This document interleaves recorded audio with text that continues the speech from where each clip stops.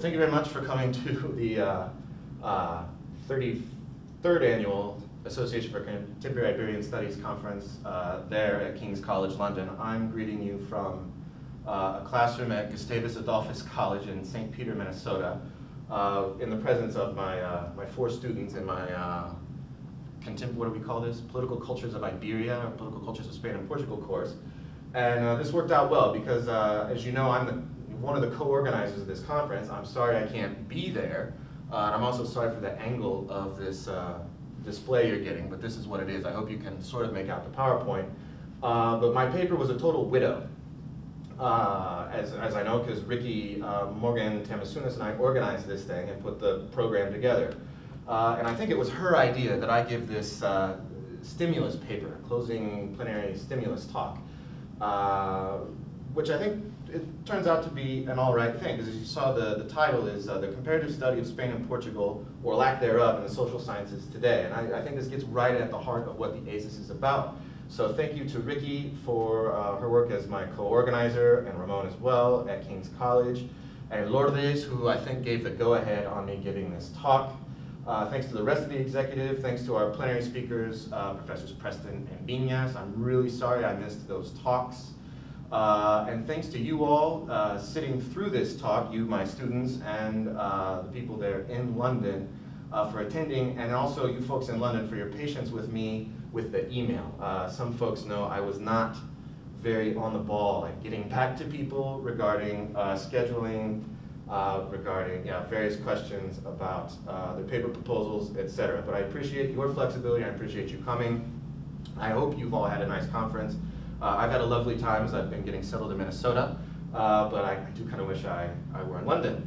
But anyway, so yeah, here we go. Here's an outline of sorts of what this talk is all about. Iberian studies, like what do we mean by Iberian studies? I've come to find that it's a bit of an underutilized term. I'll get into the reasons why. 2 shortcomings is the term I use here. Reasons why I think the term is underutilized. I mean, if you want to call it blame, but blame that resides from those within the peninsula or those academics that study one country or the other, and then shortcomings on the part of third country researchers, those from other places, say like who study immigration, which is what I study, who study, say, France and Germany, and then look to Spain and Portugal and lump them together. I'll get into more details. But then turning to a more positive note, there really are good reasons to study Iberia, right? A term that isn't used in Spanish or Portuguese, but is in English, Iberia. It's more than just an airline. But reasons to study both countries comparatively, and we can learn a lot of things. And then we can also look to beyond the peninsula through comparative work of studying Spain and Portugal. And I'll get into all these reasons why, and then wrap things up with a flowery conclusion, and then meet you after a wardrobe change, which is to say tomorrow for me, live on Skype for the Q&A. So anyway, Iberia as underutilized. What do I mean by this? Well, I study immigration from the methodological standpoint of political science, right? And what I've found is that when it comes to Iberian studies, folks with very few exceptions, Howard Wiarda being one of them, I think he's at the University of Georgia, but either study one or the other, Spain or Portugal. There are very few cases of comparative studies in political science, at least beyond, well, I'll get to the examples in a second.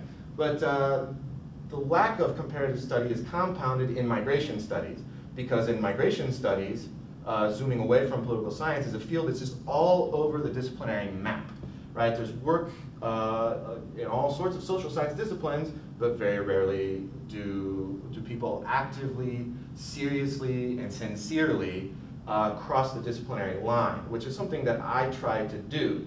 And I'm trying to do this while studying 2 countries comparatively that aren't often studied comparatively, or understudied comparatively, if that makes sense.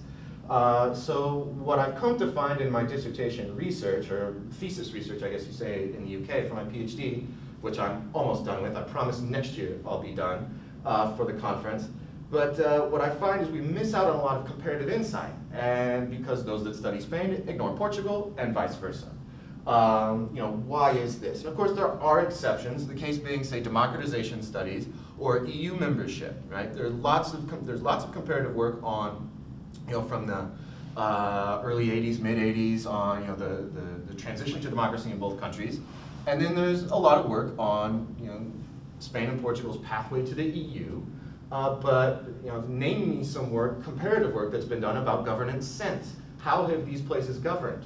What is the status of democracy in either country? I have a hard time finding concrete information, especially pertaining to immigration. So let's move on here. Why do we Iberianists limit ourselves, right? There's a lot of room, really, I would say, for comparative work and for future study of Spain and Portugal. And what I'll argue momentarily is, in greater detail, that there's little work done by insiders. And by insiders, I mean either Portuguese scholars that are from Portugal, or people like me that study Portugal, but I also study Spain. Right? Little work by insiders who know each case or one of the cases, little overlap with the other. And then, as I mentioned earlier, say in the case of immigration and those that study other countries in Europe, there are a lot of assumptions made of similarity between the two countries by outsiders. And again, I'm going to argue that comparison is very good. It helps us to better understand the comparative realities that we face, that we study, and it would allow us to contribute to other fields and build on theory. And I'll get into greater detail here. So immigration. This is a hot topic in both countries, but at the same time, it's not very new, right? I mean, Portugal especially, and I know this every time I catch a taxi cab in Lisbon. Well, at first I open my mouth, and then the taxi cab driver thinks I'm from Spain. That's how bad my Portuguese accent is, I guess. And then I tell him I'm from the States, and I get some story about how he's got an uncle that lived in Newark, New Jersey, right? And this has been the case in Portugal for 500 years. And more so, and Spain as well to a lesser extent. But migration is not new. Immigration is. It's a very pressing topic. You can't pick up a newspaper in either country, in Spain or Portugal. Hardly, you can't go a week without finding an article on immigration. But at the same time, there's very little comparative work on Spain and Portugal comparatively in any field, and that includes journalism. Why is that? Why is that? Well, I have some hypotheses on this, and this is the whole point of this stimulus talk. It's for us to discuss later, or if I sleep in, for you all to discuss, because the Q&A is at 1 p.m. London time tomorrow, and that's 7 a.m. here, and I'm not a morning person. But anyway, I hope to see you. We can talk about this, but I would argue that, at least in terms of immigration and reception of it, both Spain and Portugal are almost trying to be European, right? After centuries left out in the cold, decline of empire and hanging on to empire, then the 20th century for both countries, leave both here now turning to immigration and the study of it within both countries, respectively, separately, as kind of an in. Look, we're European now, right? And the work of Adrian Favell, who I believe is a Danish sociologist who studies migration, argues that there tends to be a very strong national focus in smaller countries, like Denmark, say where he's from. Like, hey, look at us. We're important too. We have this problem. We experience the same things as France, Germany, UK, Belgium, which is another smaller country relatively, etc. For Spain, I would argue it's perhaps self-importance. No offense to the Spaniards in the crowd there, but I have lived in Madrid a long time. Enough said, but this is following the work of Heiser Diner. I believe his name is Heiser, first name. But it's a historian who studies migration and criticizes American scholars for this very reason. Like, why don't you study other cases outside of the United States? Why do you just study the United States? And then from there, why do you study only, say, the Irish in New York, or the Portuguese in Massachusetts and Rhode Island, or the Chinese in California, what have you? For Spain, maybe a similar type thing. Spain, for lots of reasons, has a very, we'll call it a rising profile internationally through the UN, the Alliance of Civilizations, looking for greater importance in the EU. Spain pushed for the Mediterranean Union, which has its sede, what's the headquarters in Barcelona. So maybe Spanish scholars and scholars of Spain kind of follow the same path. Why look at Portugal? We're important. And maybe it's because of some sort of Iberian identity crisis, right? Again, to prove that they have European problems, right? What are the roles, the respective roles of Portugal and Spain in the world, in the EU? Their bilateral relations. Their bilateral relations are funny. They're never bad, but often strained. And as Howard Wiarda already mentioned, once said, Spain is important to is more important to Portugal than Portugal to Spain. And even going back to 1944, this Brit, David Schillen, writing from Portugal, said, events in Spain have been felt more strongly in Portugal than the other way around. And I've lived in both places for numerous years, and I would argue that this is the case, right? So, I mean, you have a bit of an identity crisis in how these countries relate with each other, relate with the wider world, relate with their region. Schillen argued back in 1944, again, that Portugal was arguably more Atlantic, whatever that means, than European or even Iberian, right? Portugal looked to the west, right, and not to the east. Severiano Teixeira argues in 2003 in an article, you students here, you're going to be reading very soon in a book chapter, that Portugal has long played the Atlantic card with Europe and the Europe card with their Atlantic colonies, or former colonies now. What is their identity? Spaniards, as some have argued, say like Haywood in 2003, Paul Haywood, that Spain views itself as fully European, but also as a bridge to Latin America and to the Arab world as well. And most of you all know the reasons why this is the case. But so I made up this silly little term, peninsular foreign policies. But this identity crisis is nothing new and has gone on for some time, right? I mean, the whole playing the Atlantic card in Brussels when Portugal was negotiating membership in the EU, this back and forth to kind of selling to the Europeans their Atlantic connections, African and American connections, and then vice versa as well, say to their former colonies that were fighting for independence and eventually gained it in '74, but saying, hey, you can't turn your back on Portugal because you're in to the European Union, and this back and forth that exists. What else to say? I mean, in Spain, geez, I mean, what happened after 1898, the Spanish-American War? Well, you had part of Spain that looked to Europe, part of Spain that looked very much inward, and then, post-World War II, Franco, tacitly an Axis ally, all of a sudden buddy-buddy with Eisenhower by the late 50s, and then, let's not even to mention 2003, with the run-up to the Iraq War, when Jose Maria Aznar made best friends with George Bush, giving diplomatic support to the U.S. The motive, stated motive being, Spain's problem with domestic terrorism. Say, we've been dealing with terrorism too, George, we're buddies. But also a means to play counterbalance right before the 10-country expansion of the EU in 2004, right? So Spain, again, looking for its role and touting its importance. And this is without to mention, Spain and her regions, because again, I've done lots of research in Spain on immigration. You go talk to people in Catalonia, and they know nothing about Spain. Fair enough, that's fine. But just as you have people in Spain studying Spain, people in Portugal studying Portugal, you've got people within the Basque Country studying immigration to the Basque Country, and people Catalan studying immigration to Catalonia, and very little comparative study. Correct me if I'm wrong tomorrow, but I've had a hard time finding any information as to why. So in summary, that was just my take on what I call internal shortcomings, why people within either country, be them nationals or not, but those that study either country, not studying the other. External shortcomings, and like I said, I've alluded to this a couple of times, people from different fields maybe looking to Spain and Portugal, and just assuming that there are what we call in political science, at least a most similar systems pairing. Like why study these two countries? Well, they're very similar. Which is true, right? But they're often a natural pairing because of almost synchronized and very much intertwined histories. But we compare them so closely, or well, we compare them from afar at our own peril because it's often for the wrong reasons, right?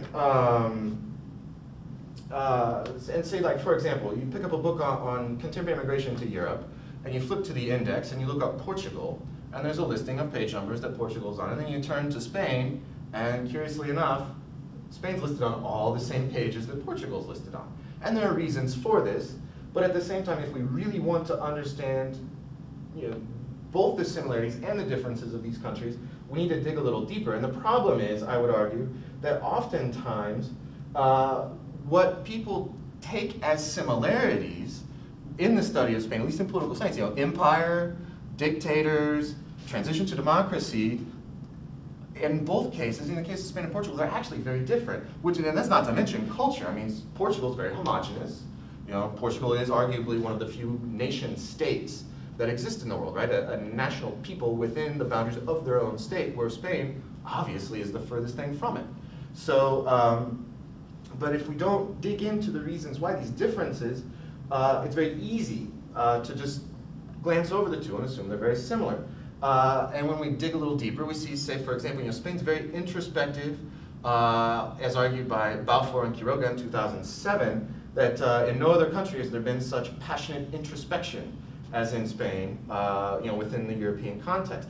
Kamen, in that 2008 book of his Imagining Spain, I think it's called, first page, first line, basically says, Spaniards are living in the 16th century, and antagonistically, as most of you know.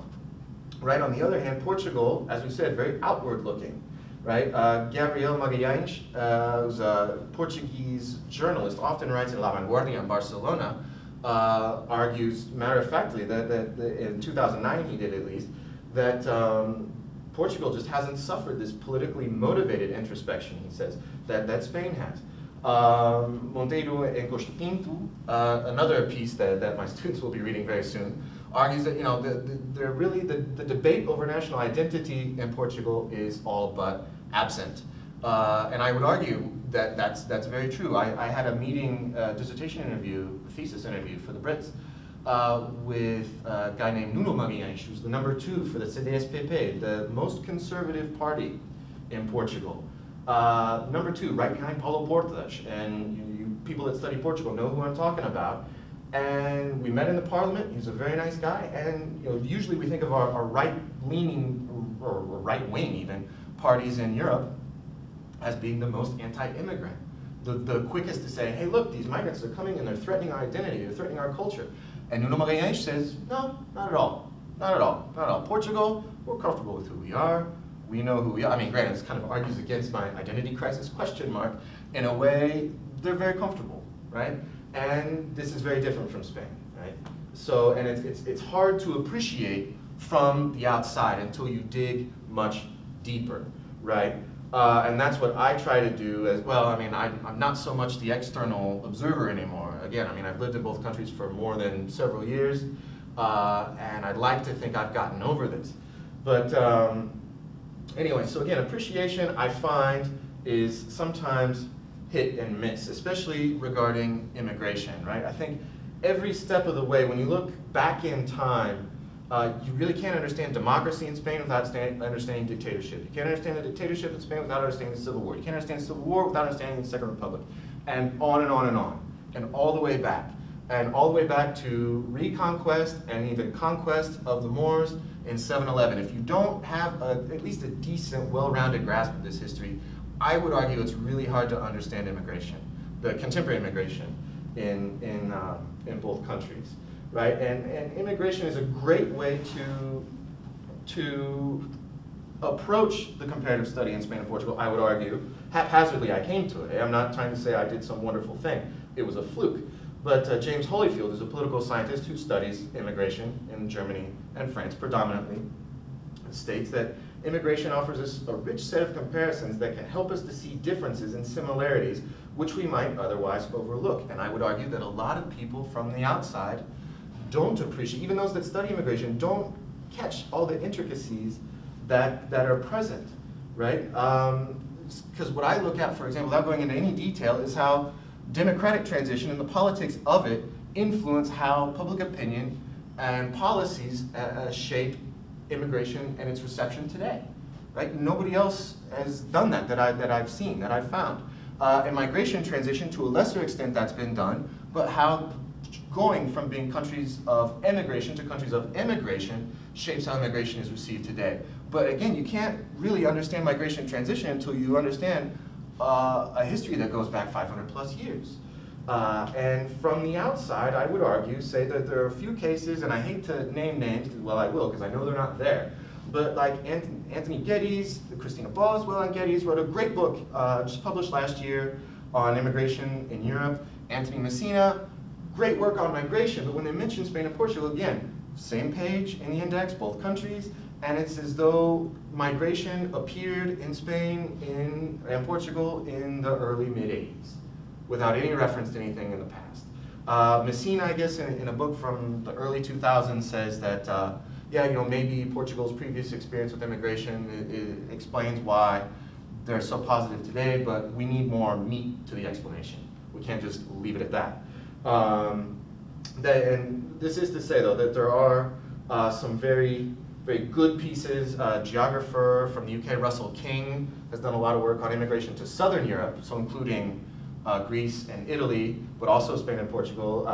The ACIS's own David Corkill, friend of mine, if you're there, David, hello. He's done some great work, a particular article from 2001, fantastic, on labor markets in Spain and Portugal. And then a colleague of mine at the University of Lisbon, in the Centro de Estudos Geográficos, a friend of mine, Jorge Malheiros, I think he's got a book chapter coming out on like an Iberian labor market model, which is quite good.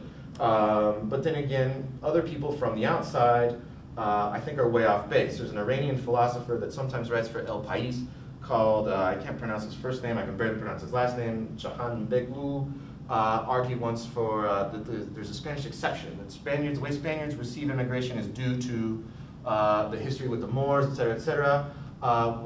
Fair enough. Could this serve as a blueprint for the rest of Europe? I doubt it.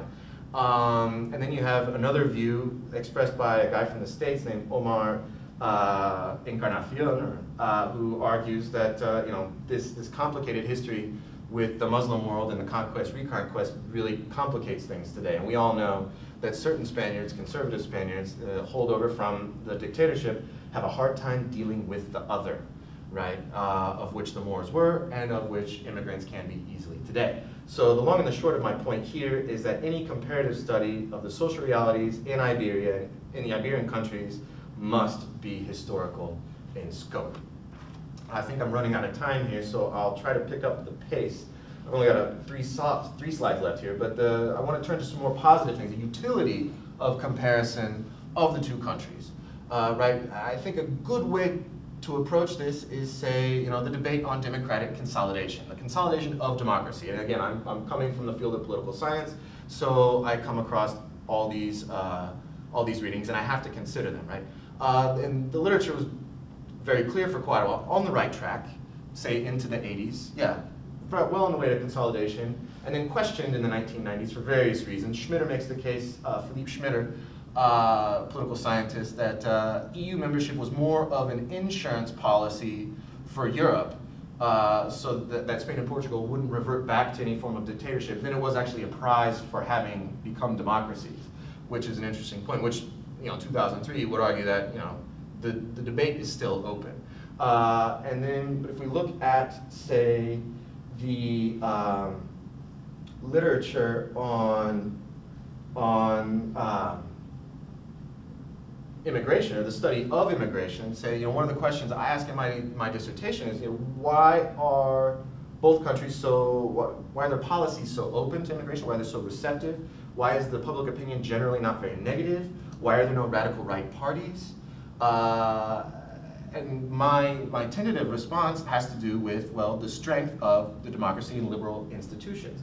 And returning to Holyfield, back in 1992, he argues, matter of factly, immigration is a defining characteristic of liberal democracy that lends itself easily to comparative analysis. So if we want to answer this question, what is the state of democratic consolidation in Spain and Portugal? Let's look at immigration. Let's look at how it's received. Let's look at the policies, and let's answer the question. And I think comparative study with the strong historical knowledge and appreciation helps us to answer that question, right? And then moving on, for insight beyond Iberia, I mean, again, to go back to Holyfield, again, a political scientist, he makes, in 2008, makes the case, the more liberal and democratic a society is, the greater the likelihood that immigration will be political issue, right? Well, immigration is an issue in both Spain and Portugal, so let's look comparatively why. Let's understand the history. Let's understand the institutional pressures, say, of democratic transition and ideological factors that both relate to democratic transition, but also this sense of having been an immigrant, having, migration transition. How does this work?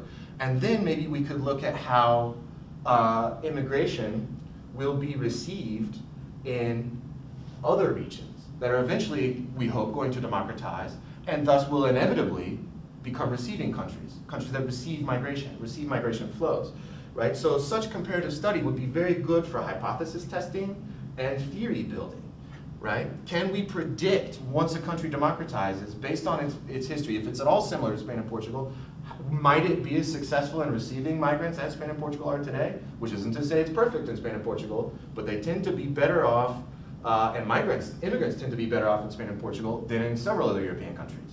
Why is that? What can we learn about the future? Well, to learn anything about the future, we need comparative research is the key. And Spain and Portugal, I don't mean to discount, say, Italy and Greece, but Spain and Portugal are arguably the most post-democratic countries in Western Europe, right? Greece had a dictatorship till '74, as did Portugal, but Greece has lasted only 7 years, right? Italy, of course, in theory, completely democratized, starting after World War II. So Spain and Portugal provide very fertile ground, I'll say, in the next slide here, for comparative study. Right? So the question is, are Iberianists like Iberians? Iberianists, those of us that study Iberia, no matter where we're from, are we like Iberians? In that, when I go to Madrid and I tell people I live in Portugal, there's like, why is that? Where's that? Why would you want to live there? We all know you open a newspaper in Spain and Portugal is just sort of a gray area on the left-hand side of the map. So we Iberianists shouldn't be like Iberians, right? I was just telling my class at the start today, with all due respect to the Portuguese folks in the crowd, every Portuguese person I know claims to speak fluent Spanish. They really don't. Really don't. I mean, sometimes they do, but not always. But we need to really have a better understanding of the opposite country we're studying. And I'm just as guilty of this as anyone. I started my dissertation, my PhD thesis, intending to only study Spain. And I strategically applied for a scholarship to go to Portugal, which I received and ended up staying there, and because I learned very early on, I didn't know anything about Portugal. And I'd gone to high school in Spain, I'd gone to college in Spain as an undergraduate and as a graduate student. How much did I know about Portugal? Next to nothing, right? So I was a wannabe little Iberian, and as I've become a real Iberianist, I've learned we need to study things comparatively, especially immigration. And this, I'll turn it to the crowd here, to the audience. Other social scientists out there, how do you feel about this?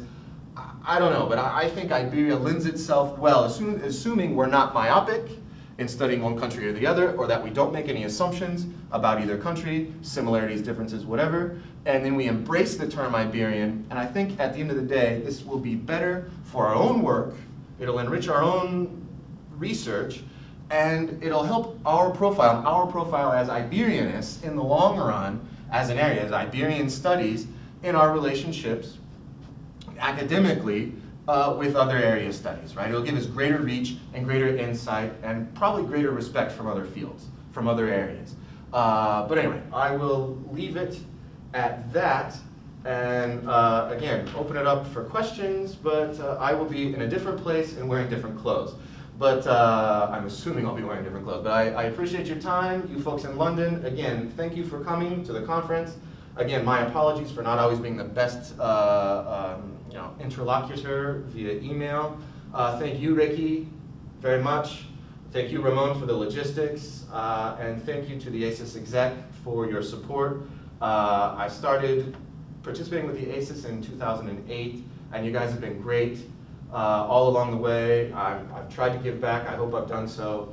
And on a very unrelated and informal note, you'll probably notice this is the first talk I've given at ACIS not being totally overdressed. I'm usually the guy wearing a suit and tie. This year, jeans and a regular shirt. So yeah, it's much more comfortable. I hope to see you next year. I think we're in Lisbon next year.